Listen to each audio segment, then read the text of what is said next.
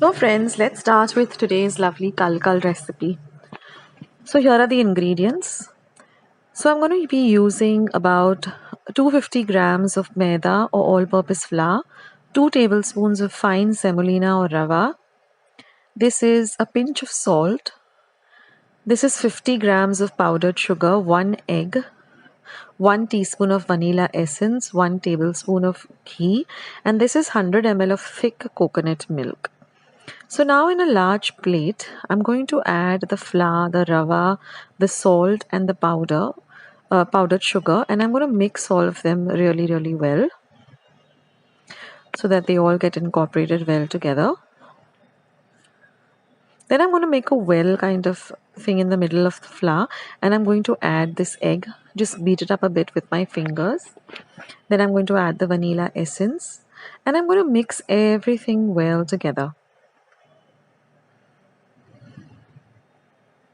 Now I'm going to add a little of the coconut milk at a time just to see how much I require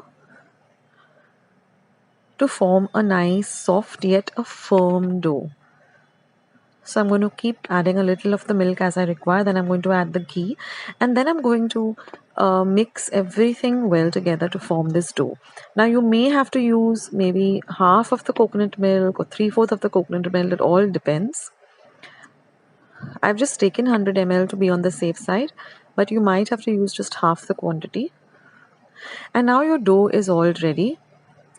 Just cover and keep it for about 1 hour.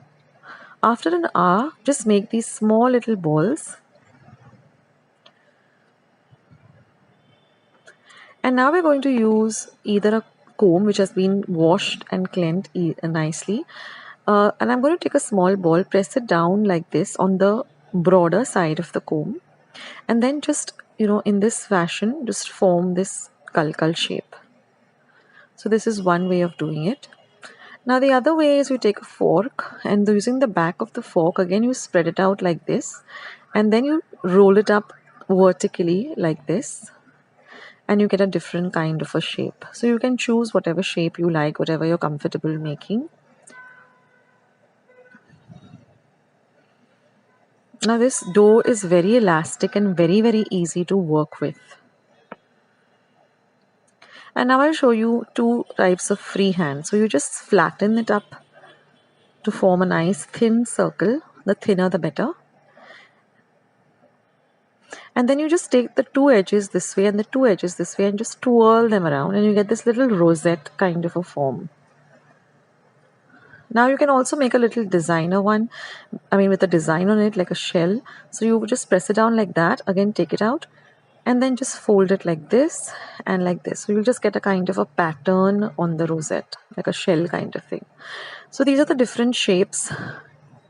Now the tip I'd like to give you here is make the balls really small, and make them as flat and as thin as possible, because the thinner your kalkals are, they'll fry faster, and they'll even fry to a very crunchy and a very crispy kind of consistency. If you make your kalkals very big and very fat, they tend to remain a little bit raw in the inside, because we are going to deep fry them on a low flame all the time. Don't increase your flame at all. Keep your flame very low, because what will happen if you keep it on a high flame is only the outside will get colored, golden brown, and the inside will remain raw. So keep these tips in mind. And like I said, the thinner they are, the smaller they are. The thinner they are, they tend to really crisp up faster. And now once your kalkals are nice and golden brown in color, just take them out and drain them on a kitchen towel or a kitchen napkin, and let them cool completely before you serve them or you store them. And the best way to store them is to store them in an airtight container, either a steel container or a glass container.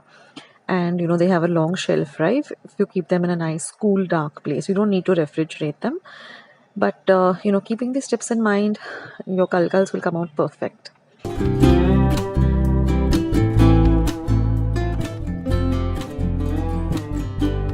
Friends, I hope you like like today's recipe as well as today's video, and if you would like to see more videos like this, then don't forget to leave this video a big thumbs up.